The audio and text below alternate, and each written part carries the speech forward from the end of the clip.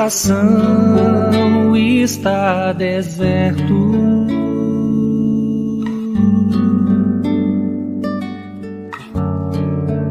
Apare e passo a solidão.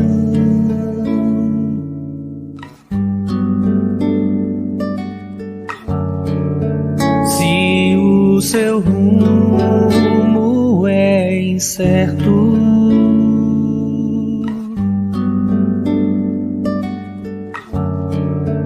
caco de vida pelo chão.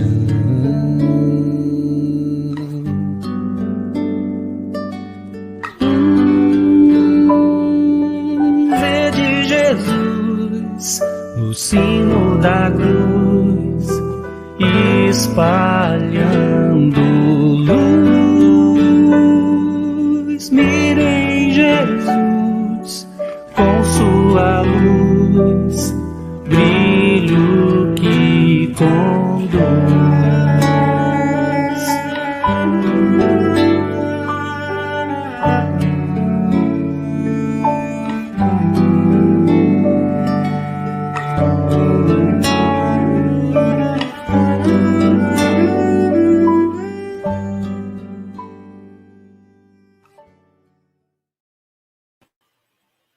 Olá, bom dia, você que está nos acompanhando pela Rádio Emissora da Barra AM 1030. Muito prazer, eu sou Mariana Trevisanuto Ferrarese e estamos dando início a mais um programa Momento Espírita, nessa manhã de sábado, 7h33 da manhã, dia 19 de fevereiro de 2022. Pois é, já estamos quase na final aí, da reta final aí. Semana que vem já começa o carnaval e praticamente, para a mentalidade de muitos, começa o ano. Sejam todos bem-vindos, você que está nos ouvindo na rádio, você que está nos ouvindo pela internet, pela nossa página pelo Facebook ou pelo canal do YouTube. E hoje, né, deixando primeiro de tudo os nossos agradecimentos às casas que mantêm esse programa, que é o Centro Espírita Cristão, a Associação Espírita Allan Kardec e o Grupo Casa da Sopa Bezerra de Menezes, deixando aqui meus agradecimentos. E deixo meus agradecimentos também à equipe técnica, o Carlinhos Adorna, que está aí no estúdio, eu estou fazendo aqui de casa. Bom, e os nossos convidados também. Vou chamar aqui o meu convidado, o amigo aqui, parceiro aqui, Paulo. Bom dia, Paulo, tudo bem? Bom dia, Mariana. Bom dia ao Carlinhos que está aí no estúdio, ao Marcos também, bom dia, que já vai estar com a gente. E bom dia a todos que estão aí nos acompanhando, desejando sempre a paz e a luz do Mestre Jesus. Que assim seja. E vou trazer o nosso convidado aqui, nosso professor Marcos de Mário. Ele é do Rio de Janeiro, né? Espírita há muitos anos, já esteve aqui conosco no programa no ano passado. E ele sempre traz um tema muito interessante, falando sobre a espiritualidade, trabalha muito na área da educação, é um professor. E eu gostaria que você apresentasse o seu trabalho, Marcos, e também o seu trabalho do IBEM Educa, que eu acho muito bacana. Se quiser aproveitar e divulgar, fica à vontade. Muito bom dia, Mariana, bom dia, Paulo, bom dia a todos que estão nos acompanhando, que Jesus, nosso Mestre, nos abençoe. Prazer estar aqui com vocês nesta manhã para conversarmos mais um pouco sobre a questão da educação na visão do Espiritismo. E estou falando aqui da cidade do Rio de Janeiro, que apesar de todos os seus problemas, não deixa de continuar maravilhosa, e nós estamos aqui desenvolvendo todo um trabalho já há mais de 20 anos pelo IBEM Educa, que é uma organização não governamental, sem fins lucrativos, mas que há 23 anos vem trabalhando um projeto de educação moral junto aos professores e às escolas de todo o Brasil. Então, o IBEM Educa desenvolve projetos pedagógicos, faz assessoria pedagógica, palestras, treinamentos, cursos à distância. Hoje nós temos uma plataforma de educação à distância com 28 cursos dedicados aos educadores. Enfim, é um trabalho de muito amor que nós realizamos, e a nossa menina dos olhos, como se diz, é o projeto Escola do Sentimento. É um projeto de uma escola diferenciada do que normalmente nós temos. Mas quem quiser conhecer, então, esse trabalho, pode, na internet, acessar o nosso site, que é muito simples, né? ibeneduca.com.br. Vai conhecer a nossa organização, poderá fazer contato e, quem sabe, né, interagirmos pela melhor qualidade da educação brasileira. E no Movimento Espírita, estamos aí, com o nosso canal Orientação Espírita no YouTube, com vários programas que vão ao ar semanalmente, e aqui no Rio sou coordenador de estudos do Grupo Espírita Seara de Luz, que hoje está todo online por causa da pandemia, e assim nós estamos tocando o nosso trabalho sobre as bênçãos do nosso Mestre Jesus. Muito obrigada, professor. E hoje nós vamos falar sobre o tema educação, a escola e a família. Então, eu gostaria que você falasse conosco, desse suas ideias, pedindo para todos, né, que estão nos acompanhando, curta, compartilhe, seja bem-vinda, Aquilina Martinez, seja bem-vinda, bom dia para você, e a todos vocês que estão nos acompanhando, curta, compartilhe, deixe seus comentários, participe conosco, nós estamos aqui ao vivo, online, e é isso que a tecnologia nos permite, né, essa interação mais próximo. Fique à vontade para passar as suas ideias para a gente poder depois debater. Muito bem. O tema de hoje, na verdade, é para provocar reflexão da importância e da necessidade da união da família com a escola, da escola com a família, para termos uma verdadeira educação. Infelizmente, nós temos vivido aqui no Brasil, e por que não dizer no mundo, uma separação, uma dicotomia entre a família e a escola. Nós temos muitas pessoas, muitos educadores, inclusive, que defendem que a família deve fazer X coisa pela educação das novas gerações e a escola deve fazer Y coisas na educação dessas novas gerações. Com isso, nós tivemos a separação da família e da escola. Mas é preciso lembrar que tanto a família quanto a escola são os grandes institutos humanos de educação do ser humano. E, na luz do Espiritismo, é esse ser espiritual, integral, dotado de todo o potencial divino para desenvolver. Não é mais possível que nós tenhamos aqui no nosso pensamento que a família deve cuidar da moralização dos filhos, das crianças, e a escola deve cuidar dos conhecimentos técnicos que essas crianças devem ter.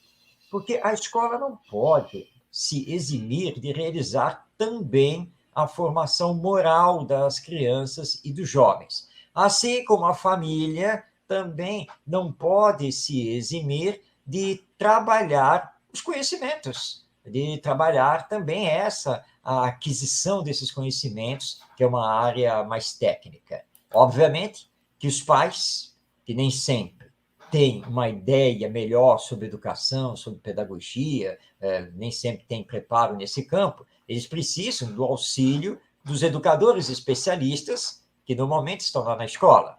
Agora, esses educadores têm que lembrar, igualmente, que muitos deles são pais, muitos deles são tios. Então, por isso, não podemos mais ficar separando as duas instituições. E aí, a escola reclama da família, porque diz que a família de hoje, esses pais, esses responsáveis, não sabem educar essa criançada que adentra a escola, dando problemas terríveis na área de comportamento, na área atitudinal. Já por sua vez, a família, então, reclama da escola, porque essa escola de hoje não educa os seus filhos. Parece que eles voltam da escola piores do que foram. E fica esse jogo de empurra entre a escola e a família, a família e a escola, quando nós precisamos ter uma visão, na verdade, integral, conjunta do trabalho. Vou lembrar aqui uma educadora brasileira, que, aliás, é uma educadora muito importante, embora atualmente nem tanto falada, que é a Tânia Zaguri, que tem dezenas de livros lançados. A Tânia Zaguri, certa vez, ela fez uma pesquisa a nível nacional e entrevistou 10 mil professores em todo o território brasileiro e 10 mil pais. Bom, a conclusão da pesquisa, né, uma das conclusões, é que 99% dos professores entrevistados disseram que o maior problema que eles enfrentam na educação dos seus alunos na escola é a família. Porque a família não educa, a família não faz a sua parte e acha que a escola tem que fazer tudo. Então, 99% dos professores tinham essa queixa. Muito bem, vamos agora ao lado dos pais. E ela mostrou que 99% dos pais reclamam, dizem que o grande problema que tem para educar os seus filhos é que a escola de hoje não faz a sua parte. A escola não colabora, a escola não ajuda. E parece que os filhos voltam da escola pior do que quando foram. Aí a Tânia Zaguri apresentou o resultado dessa pesquisa na concha acústica da UERJ, a Universidade do Estado do Rio de Janeiro, para aproximadamente 3 mil professores que estavam ali reunidos. E ela, então, fez o seguinte, vamos agora fazer uma enquete aqui. Quem é pai? Quem é mãe? Quem é responsável direto por uma criança? Levanta a mão. Então, daqueles 3 mil professores lá dentro, uns 2.500, pelo menos, no mínimo, levantaram a mão. E ela disse, está vendo? Vocês já acabaram de perceber o que acontece? Porque vocês são professores, mas também são pai, também são mãe, também são avô, avó, tio, tia, certo? Vocês também cuidam de crianças. Perceberam que quando vocês reclamam da família, que a família de hoje não faz o que devia fazer, que os pais de hoje não sabem educar os filhos, vocês estão falando de vocês mesmos? Porque vocês são também pais irresponsáveis. Ou seja, temos que parar com esse discurso, temos que acabar com isso. E nós espíritas compreendemos com mais profundidade isso, porque se iniciamos lá na década de 1970 a campanha nacional de evangelização espírita infanto-juvenil, hoje nós já estamos falando de uma campanha nacional de evangelização espírita da família, porque compreendemos que não basta focar na criança, no jovem, esses espíritos atualmente reencarnados formando a nova geração. Nós temos que ver o global, né? Nós temos que entender essa integração, quer dizer, a família como um todo e, claro, também a escola. Então, a nossa conversa de hoje é essa reflexão, a importância dessas duas instituições educacionais humanas e o quanto elas precisam se unir se queremos realmente ter uma geração ética, solidária, fraterna, e que, por mais que doa aos ouvidos de educadores materialistas, mas que precisamos realizar o desenvolvimento da formação moral dessa nova geração para termos um futuro melhor, não apenas no Brasil, mas na humanidade. É interessante, Marcos, que você fala com relação... Depois eu vou passar para o Paulo fazer a pergunta, mas uma observação. A família fala que é a escola que educa. A escola fala que é a família que educa. E eu fico me perguntando, e o indivíduo, e o aluno? Eu fico pensando assim, ele fica no meio, sendo jogado para lá e para cá, e quem realmente olha por ele? Porque aqueles que dizem olhar por ele não olham. É uma observação. Sem dúvida, Mariana. Isso daí dá para colocar numa figura, que é o jogo de tênis. Né? Porque você tem um tenista de cada lado da quadra, com as raquetes, a bola, a rede no meio. A bola é o aluno, é a criança. Né? É a criança. Então, de um lado da quadra, nós temos os pais. Do outro lado da quadra, nós temos os professores. Então, família de um lado, escola do outro. e vem ocorrendo exatamente isso que você acabou de colocar. Os pais pegam lá o aluno, a criança, que é a bola. Bom, está na hora de ir para a escola, iniciar a sua educação. Aí, manda lá para a escola. A escola recebe. Aí se assusta com aquela criança sem limites, sem isso, sem aquilo, precisando disso, precisando daquilo. Mas a escola se considera um reduto técnico de aquisição de conhecimentos. Problemas de comportamento, problemas de atitudes, etc. Então, dá a raquetada e devolve lá para a família, chama os pais. Olha, vocês têm que ver aí com o filho de vocês, porque está dando problema aqui na escola. Olha, recomendamos conversar com o serviço aqui de apoio psicopedagógico. Aí, se a coisa complica, o psicopedagógico manda para o psicólogo. O psicólogo manda para o psiquiatra, que manda aí para o neuro, e o negócio vai. E aí entra remédio, entra isso, quando na verdade é um espírito que está clamando por amor, por atenção, por limites, ou seja, que ele seja educado. Mas está acontecendo, Mariana, exatamente o que você colocou. A família considera que a escola tem que educar, mas a escola considera que a família tem que educar. E aí, como você bem colocou, muito bem. E o ser humano, o objeto dessa situação toda, essa pessoa que é a criança, como fica? Se todo mundo está entregando a tarefa de educação para terceiros e ninguém, na verdade, se responsabiliza. E aí nós vamos lembrar Allan Kardec, no Livro dos Espíritos, quando ele faz o comentário e diz, olha, diante dessa situação, nós não temos que nos espantar do que está acontecendo com a nossa sociedade, se diariamente nós lançamos nela espíritos sem preparação, egoístas, materialistas e que não receberam a educação moral. Por isso que o tema de hoje é para provocar reflexão. Temos que pensar no que estamos fazendo e as consequências disso para o futuro. Perfeito. Paulo, queria que você comentasse, fizesse uma pergunta. Então, vamos lá. É interessante, realmente, a proposta que o Marcos nos traz, e eu devolvo também, né, com uma reflexão, e dentro dessa reflexão, uma pergunta para o Marcos. Porque o objetivo é comum, né? Todos nós ajudarmos o próximo de todas as formas possíveis, com as condições que nós temos, e isso é importante. O trabalho é dentro da família. Eu entendo que, nesse processo, no estágio que nós estamos, é o maior bem que Deus nos proporciona, porque o objetivo, eu entendo que é a família universal, mas nós temos que começar dentro dessa família consanguínea, é por ali que a gente vai despertando e desenvolvendo isso.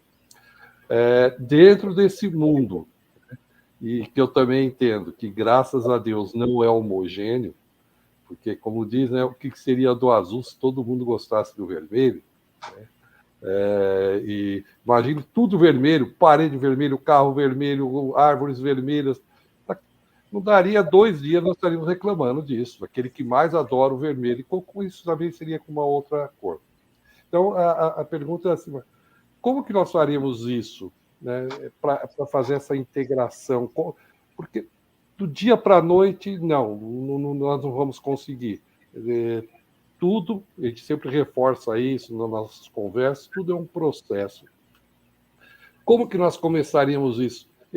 Diante do que você falou, Marcos, eu entendo que o primeiro caminho são os pais e escola primeiro, para depois a gente chegar no indivíduo, e o indivíduo não é o menosprezo, é a criança, que é o bem maior, porque nós também passamos, é um processo de aprendizado, chegar lá, mas eu preciso primeiro, acho que, conciliar isso. E eu não consigo enxergar se não tivermos um acordo e trabalharmos primeiro internamente, os pais e escola, para depois chegar no indivíduo. É uma visão que eu tenho, mas eu gostaria de te ouvir. Muito bem. Há que haver um passo muito importante nesse processo, que deve partir ou da escola, ou dos pais, para que as chamadas reuniões de pais que acontecem na escola, fazem parte do calendário escolar, elas sejam dinamizadas, para que hajam verdadeiras rodas de conversa sobre o papel dos pais e da família na educação das crianças, o papel da escola e dos professores na educação das crianças, para que os pensamentos começassem a convergir para algo em comum e cada um perceber a importância do seu papel e a necessidade, então, da interação desses dois entes educacionais que são a escola e a família. Então, esse é um passo muito importante. E nós percebemos, participando das escolas, que existe uma dificuldade em realizar isso e que muitos pais, quando fazemos essa proposta, eles ficam assim um tanto quanto perdidos, porque eles não estão acostumados a ter participação na escola. Eles estão acostumados apenas a receber informações sobre os seus filhos. Eu já tive a oportunidade de participar diversas vezes de reuniões de pais, e sempre que eu coordeno, eu tento, dentro do ambiente onde estamos, fazer uma grande roda, colocá-los na melhor disposição possível e abrir para ouvir, abrir para conversar. Certa vez, eu olhei para os pais e disse assim, bem, olha só, eu não vou fazer nenhuma palestra, eu não vou fazer nenhum comentário específico sobre o trabalho que a escola está realizando. Na verdade, este nosso encontro aqui é para ouvi-los. A palavra é de vocês. Vocês podem falar mal da escola, vocês podem atacar os professores, vocês podem apontar tudo de bom que a escola está fazendo, podem dar ideias do que vocês acham que a escola devia fazer. Enfim, o nosso encontro hoje, esta reunião, é para ouvi-los. E nada vai sair aqui desta sala. Nada. A não ser as coisas positivas, a ser aquilo que nós poderíamos passar para a direção da escola, para que a escola trabalhe cada vez melhor. A nossa querida diretora está aqui, vai ficar sentada, calada, porque eu já falei que ela não pode abrir a boca, tá? Em nenhum momento, nem a nossa querida coordenadora pedagógica, porque hoje nós somos ouvintes de vocês. A palavra está cedida, está dada, podem começar a falar. Quem quer iniciar, quem quer falar alguma coisa, como é que percebe a escola, etc, etc. E aí foi um choque. Foi um choque porque os pais, as mães principalmente, que estavam em grande número, ficaram assim me olhando, espantadas, e com aquela dúvida, mas eu posso falar mesmo? É isso mesmo que está acontecendo aqui hoje? E aí tivemos que quebrar o gelo, brincar, aquela coisa, até que começaram a sair. E, na verdade, nós descobrimos que os pais tinham muito mais elogios para fazer ao trabalho a respeito daquela escola do que realmente reclamações. E isso levou, então, dentro desse processo, a algo muito importante. Começaram a repensar o papel da família e dos pais e o papel da escola e dos professores na educação das crianças. Agora, a escola precisa entender, como você colocou, Paulo, que isso é um processo. As coisas não vão mudar, não vai acontecer uma grande interação da noite para o dia. Claro que isso não vai acontecer. Aí vem aquela famosa reclamação. Mas aqueles pais e avós que precisavam estar aqui não vieram. Esse é o problema. Mas temos que ter calma. Temos que ter calma porque nós temos que dinamizar essas reuniões e começar a mostrar para eles que a escola vai parar de fazer reclamação. A escola vai parar de falar mal do seu filho ou do seu neto, da sua filha ou da sua neta, porque isso é antipedagógico, isso não é educacional. E, aliás, não podemos esquecer, é pena que agora nós estamos online, não dá para fazer isso, mas presencialmente não esquecer dos comes e bebes, a confraternização final, reunindo todo mundo. No início a escola providencia, mas depois vai envolvendo os pais, para que os pais... será que na próxima reunião eu posso trazer um bolo?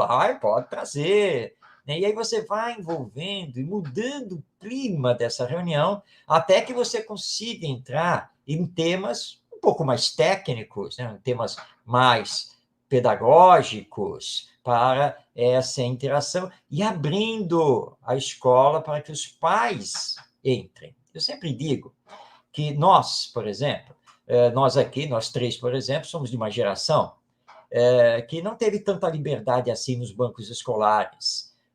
Nós sentávamos uns atrás dos outros, lá da escola, a professora ensinava, você tinha que aprender, fazer prova, e nós temos esse sistema até os dias atuais. Embora agora, por exemplo, no ensino médio, nós estejamos aí com o novo ensino médio, que está propondo uma liberdade maior para os estudantes. Então, há uma necessidade da escola se dinamizar, chamar para dentro dela esses pais e responsáveis para um processo que, na verdade, é de reeducação dos adultos, para que lá na família eles não destruam o que a escola está fazendo, mas que a escola, por sua vez, também não destrua o que a família está realizando no campo da formação moral. É um processo, mas que é possível ser realizado e que, quando é realizado, dá resultados maravilhosos, modifica tudo.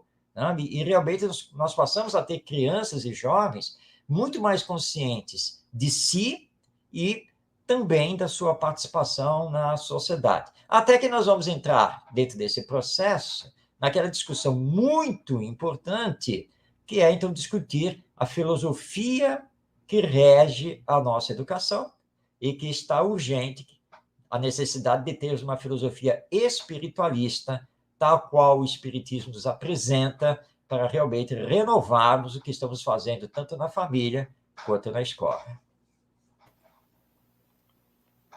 Muito bem. Desculpa. Tranquilo.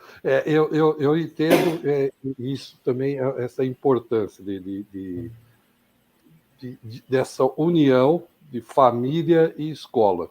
Eu acho que a gente está caminhando realmente para algo bem próximo.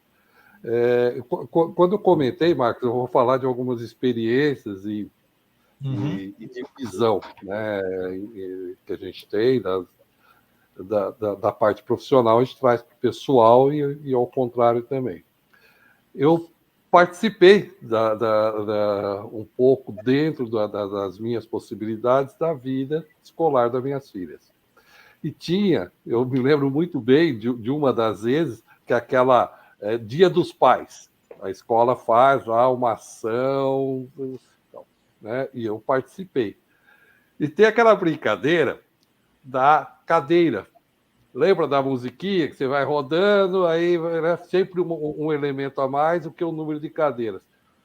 E tinha o pai que ele puxava a cadeira na hora que parava, teve até uma hora ele puxou, o outro foi sentar, caiu, olha o perigo disso, né? E para ele sentar. Eu fiquei olhando, falei, mas será que ele não entendeu que aqui a festa é dos pais com relação aos filhos, né? Para fortalecer? Não, ele estava numa competição ali. Então, onde que eu chego? Eu chego no seguinte, dentro do que eu estou entendendo, do que você está trazendo, né? Esse é um campo de observação e que não acaba ali, deveria estender numa reunião de escola e pais, não expor, lógico, o pai, mas abordar esse tema, porque é isso que eu entendo não é um bom exemplo para o filho e para as outras crianças que estavam ali, que percebem, né, falam, olha, então o negócio é a lei de Gerson, né, como todo mundo da nossa geração, né, mas conhecemos, né, que é o levar vantagem em tudo. Então, por isso que eu estou batendo muito nisso, que eu entendo, reforço, é um processo, porque não é a mudança do dia para a noite, a gente precisa começar. E eu entendo que o começo é pais e escolas, porque pensamentos de pais vão ser totalmente diferentes uns dos outros, e eu valorizo isso, mas tem algumas coisas que a gente precisa começar a trabalhar. Esse é um exemplo que eu citei, Marcos. Mas é um exemplo de brincadeirinha, mas nós sabemos que tem exemplos muito pesados, muito sérios dentro disso daí. Marcos, fica à vontade. Mas essa brincadeira, Paulo, que é um jogo, esse jogo das cadeiras, você pode transformar de um jogo competitivo para um jogo cooperativo, e onde, na verdade, você vai fazer a seguinte proposta: as cadeiras vão sendo retiradas, mas todos os participantes têm que sentar. Ou seja, ninguém é eliminado do jogo. E aí, claro, mas como assim? Se vai eliminando as cadeiras, como é que todo mundo vai sentar? Isso é impossível. O grupo tem que achar a solução. E todos têm que sentar. E aí o que vai acontecer? Eles vão entendendo que, tudo bem, um senta na cadeira, né? Alguns sentam nas cadeiras disponíveis, mas os outros não podem ficar de pé. Então, tu vai ter que sentar no meu colo, o outro senta no colo do outro, o outro agarra no braço, na perna, enfim, tem que estar. E vai indo até sobrar uma única cadeira. E sempre com essa disposição, olha, todos têm que sentar. É maravilhoso porque aí eles descobrem não a competição, mas a cooperação. Quando termina, né, que sobrou na última cadeira, e todo mundo se agarrou e deu um jeito de ficar lá unido, né? E aí você para a brincadeira e pergunta, bem, ok, e aí, quem foi que venceu? Quem venceu o jogo? E aí, não, ninguém, todos venceram. Porque você fez uma colocação muito importante, nós estamos competitivos demais, mas de uma maneira muito egoísta, olhando só para nós mesmos. Então, aplicar jogos cooperativos nessas atividades é muito importante para levar os pais e também os professores. Não vamos tirá-los, não, porque os professores também são muito necessitados disso, a entender que a competição existe, claro que ela é natural, mas ela não pode ser predatória, e nós precisamos entender que a cooperação é muito importante. E eu coloquei aqui os professores juntos, porque eu já vi cenas lamentáveis dentro das escolas, porque é um tal de um professor querer puxar o tapete do outro, como se diz, em situações, às vezes, vergonhosas a nível educacional, e, portanto, todos somos necessitados dentro desse processo de também entendermos a necessidade da união, né? Nós voltamos ao tema, união, cooperação, pelo bem não apenas da nova geração, mas pelo nosso bem. Como eu falei essa vez para os adolescentes, assim, olha, eu estou muito preocupado com a minha aposentadoria. E eles, então, tio, é porque aqui no Brasil paga mal, né? Não, o problema não é esse, não. Porque, tudo bem, pagou alguma coisa, já está bom. Eu estou muito preocupado com a minha aposentadoria, porque eu estou acabando de olhar aqui na minha frente quem vai assumir o meu lugar e dos demais adultos. E é isso que está me dando preocupação, porque vocês parecem ser aquela geração do não quer nada, com coisa nenhuma, né? E aí eles levaram um choque, pararam, né? Olha, vocês vão ser os adultos amanhã, mas eu estou olhando para vocês e vendo que vocês não se incomodam com nada, vocês não respeitam ninguém, não dão valor a coisa nenhuma. Por isso que eu estou preocupado com a minha aposentadoria, não com o dinheiro que eu vou receber da aposentadoria, mas como vai estar o nosso Brasil quando vocês assumirem as coisas. Eu acho que eu vou guardar um dinheirinho para ver se eu consigo viver meus últimos tempos de vida aqui na Terra, lá na Suíça, que dizem que é melhor. Aí eles, não, que isso? Não, pode confiar. Eu falo, e aí você faz eles pensarem, vocês têm que pensar o que vocês querem da vida, porque vocês vão comandar uma nação. Né? Vocês estarão à frente de tudo. Como é que vai ficar essa história? Então, isso faz parte também desse processo educacional. Seu microfone, Mariana. Obrigada. São experiências mesmo que a gente passa e assim a vivência faz com que, porque a parte de educação é praticamente fora da escola, é dentro da escola e é um indivíduo em crescimento.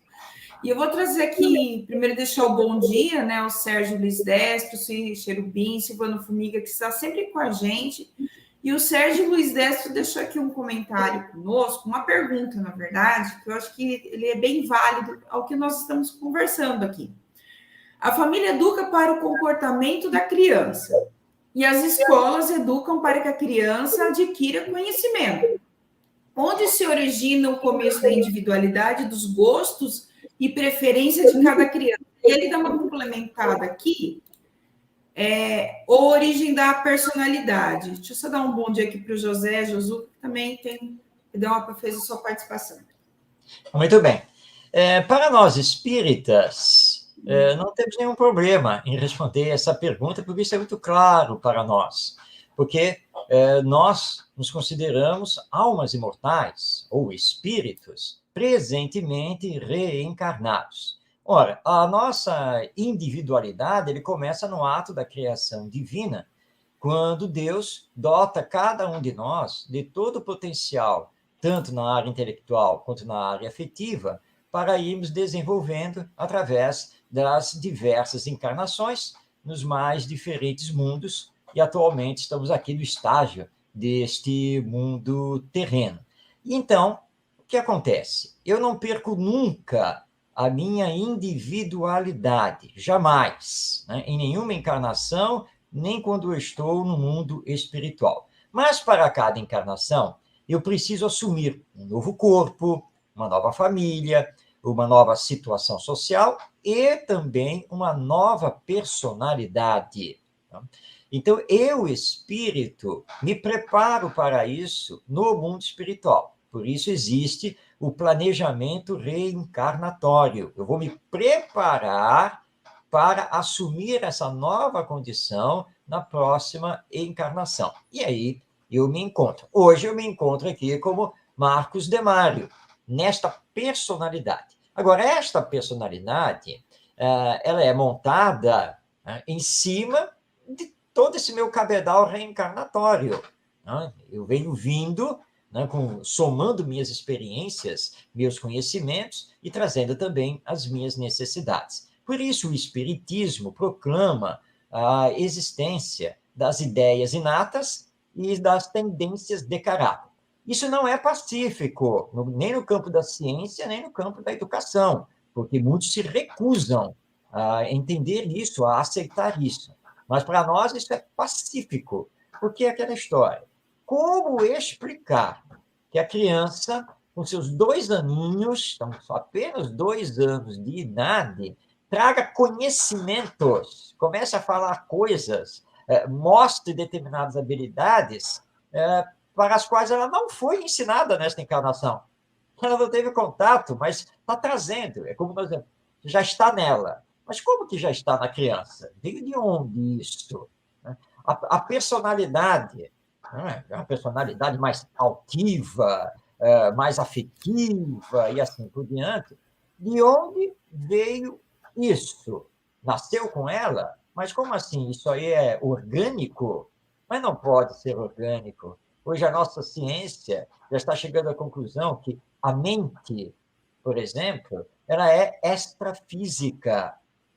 Ela não depende, na verdade, dos neurônios cerebrais. Mas o que significa mente extrafísica? Ou seja, além do físico. Fica onde?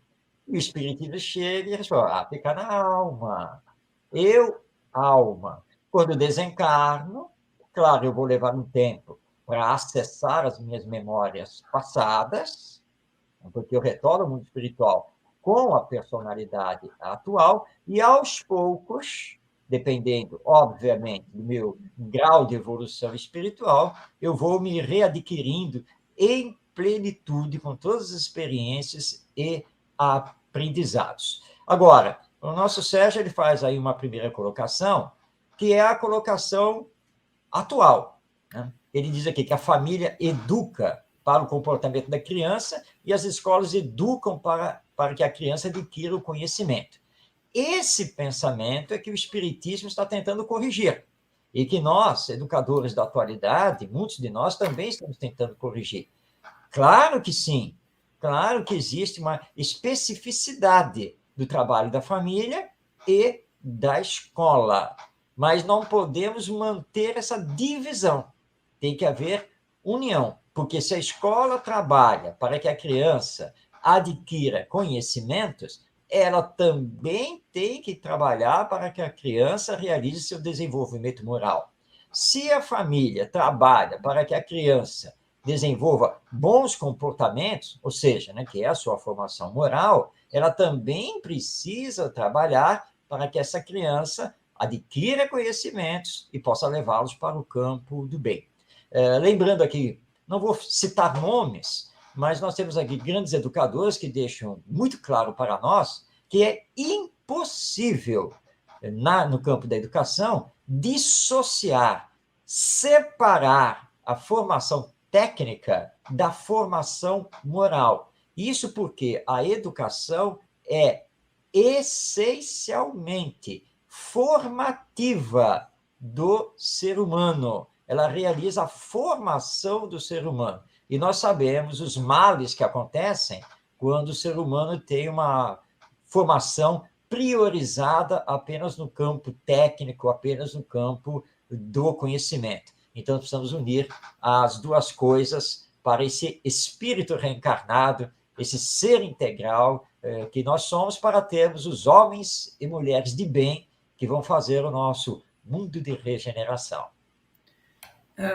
Marcos, eu achei interessante, tem um comentário aqui da Ana Tessia, tem um bom dia, e ela fala que hoje as crianças, né, as escolas no ensino integral, elas permanecem 9 horas dentro da escola.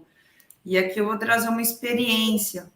Eu acho interessante que, assim, estou concluindo o curso de ciência biológica, pedagogia, então agora eu estou na fase de estágio. E eu estou fazendo estágio numa escola ensino médio, do sistema integral, esse novo currículo. E é interessante que agora tem outras matérias, além das básicas, que trabalham muito a formação humana, né? Então, eu vejo, assim, os professores engajados, trabalhando na parte de formação humana, que são as matérias chamadas projetos de vida, eletiva, etc. E você observa também os alunos que eles se sentem mais engajados com a escola. Embora 9 horas parece ser cansativo, porque a criança passa o dia todo na escola. Só que, no entanto, você vê os alunos mais engajados entre eles e mais engajados também com a escola, mais envolvidos. Então, assim, é uma outra observação que a gente faz, porque dá a impressão que a gente traz aquela questão, não sei se é por causa da nossa formação, que a escola é um tédio. E não, na verdade, ela não é um centro de convivência, porque muitos de nossos amigos nós fazemos na escola. Não deixa de ser. Queria que você comentasse um pouquinho também a respeito disso. Lembrando aqui, o educador José Pacheco, que é esse nosso grande educador português radicado aqui no Brasil, famoso por causa do projeto da Escola da Ponte, lá em Portugal, a escola são pessoas. Como a família. Famílias são pessoas. A escola não é um prédio físico.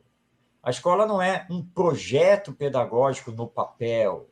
A escola não são as metodologias, a escola não é a didática, nada disso. A escola são pessoas, centro de convivência de pessoas, seres humanos, onde depois nós trazemos na nossa memória gratas recordações, os amigos que fizemos, os aprendizados, as experiências, histórias que temos para contar dos nossos tempos escolares e que fizeram a nossa formação. Então, se a escola entender isso, que é um centro de convivência de seres humanos, realmente ela vai ficar maravilhosa. E projetos como esse, por exemplo, porque nós não podemos confundir educação integral com tempo integral. São coisas completamente diferentes. A educação integral é essa, que propicia que os alunos tenham interação, que tenham disciplinas, tempos, atividades, em que vão discutir a si mesmos, em que é uma escola, portanto, humanizada.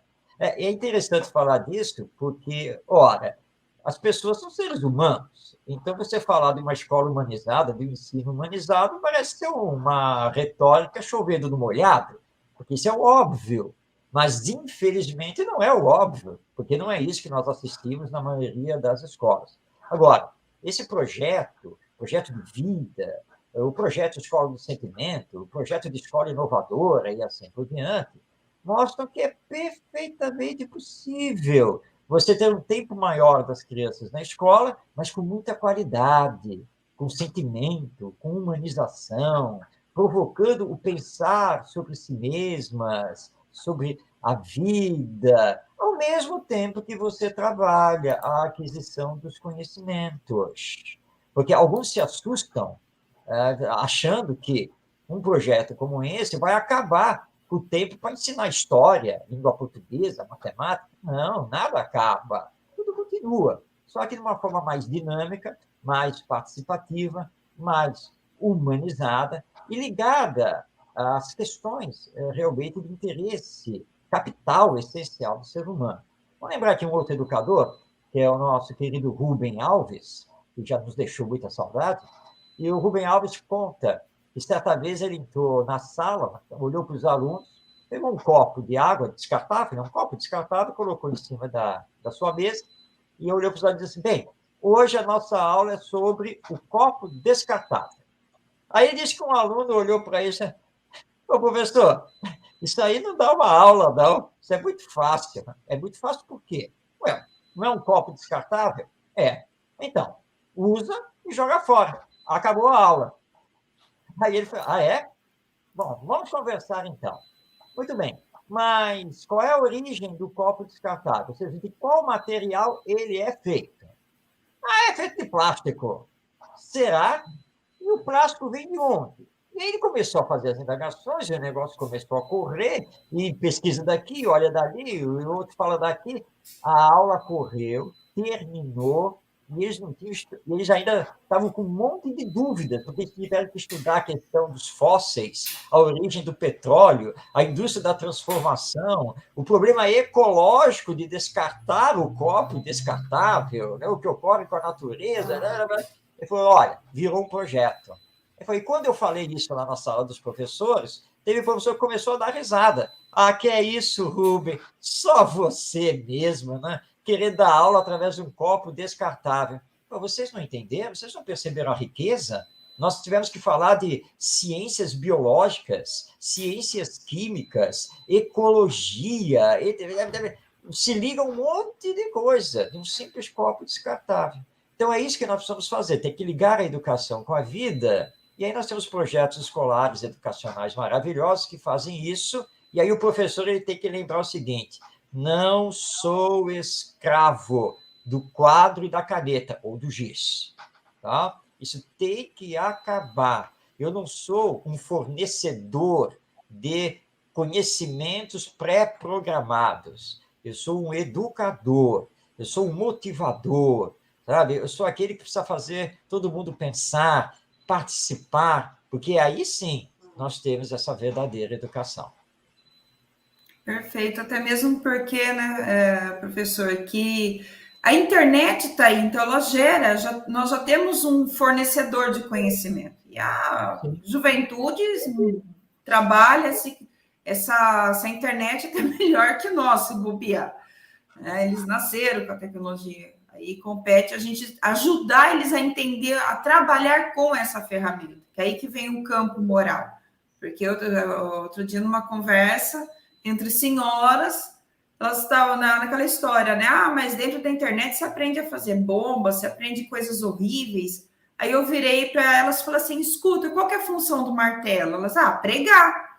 Falei, ótimo. Mas eu não posso usar o martelo para, se eu acertar na cabeça de alguém, eu não posso matar alguém? Pode. De quem é a responsabilidade? É do martelo ou da pecinha que está atrás do martelo? É a mesma coisa que a internet. Da mesma forma que você encontra coisas ruins, você encontra coisas muito boas. Aí vai depender o quê? Da pecinha que está manuseando essa ferramenta. Aí elas falaram, eu não tinha pensado por isso. Falei, vocês aprenderam a bordar, dá para fazer receita, dá para fazer um monte de coisa com a internet. Então, a gente é a nossa pecinha, a nossa educação, que aí entra a parte moral, de procurar coisas boas nas ferramentas que nós temos, né? Tem um comentário, desculpa, só fazer um comentário aqui do Maurício Moura, ele trabalha com a gente também, faz programa com a gente. Bom dia a todos, interessantes considerações. Seja bem-vindo, Maurício. E a gente espera você aqui uma próxima oportunidade aqui na rádio, viu? Paulo, por favor. Aproveitar o comentário da Mariana, e também expor ao Marcos e ouvir a visão dele. Fique à vontade também, Marcos, para não concordar. Eu reforço, nada vai ser num piscar de olhos. No piscar de olhos pode ser assim em 1 ano, 2 anos. É algo, e principalmente a proposta né, que você traz, e sei que não é sua, é uma necessidade que nós temos mesmo que ter dessa mudança. Mas o que eu entendo é assim, a proposta é para discussão moral. O que eu percebo é influência, como a Mariana citou na parte da internet, em cima de preferências, de gosto, né? Um querendo influenciar no outro, isso é individualidade do espírito. Isso é individualidade de cada um, né? E nós trazemos isso já de encarnações. E nós vamos burilando isso, nós vamos, né, modificando isso com o passar do tempo. Então, eu gostaria assim de te ouvir. A proposta é para esse despertar da moral. Só que eu entendo que tanto um quanto o outro, porque diversidade em termos de religiões, nós temos várias. Então não adianta querer falar essa é a religião correta, tanto dentro de uma família quanto da escola, porque dentro da escola o universo é muito maior do que da família. Da família você já tem um certo controle, você não tem um controle total, né? Na escola. Então, eu entendo que é um trabalho para esse despertar da moralidade. E isso realmente a gente consegue trabalhar de uma forma universal. Tem até, essa semana surgiu, não sei se vocês acompanharam, um professor discutindo com um aluno com relação ao que é o homem de bem. O conceito ali foi, na minha opinião, totalmente errado. Então, que eu acho que precisa ter um equilíbrio nesse sentido. O trabalho é para despertar da moralidade e não das preferências pessoais. É isso, Marcos? Essa é a grande tese da doutrina espírita, a educação moral, o desenvolvimento do senso moral, a formação do caráter, respeitando sempre, obviamente, a individualidade, a liberdade, a autonomia, mas que deve ceder à grande regra da educação, que nós podemos colocar como mais um pilar da educação, que é aprender a fazer ao outro somente aquilo que eu gostaria que o outro me fizesse. Isso é um pilar da educação e é um pilar universal, que independe de opiniões pessoais, independe de ideologias, independe de religião, porque nós temos que ter esse aprendizado. E esse aprendizado ele se une a um outro pilar da educação, que nós espíritas compreendemos muito bem, porque nós estamos reencarnados aqui na Terra para dar continuidade a aprender a amar o próximo, porque esse é outro pilar da educação.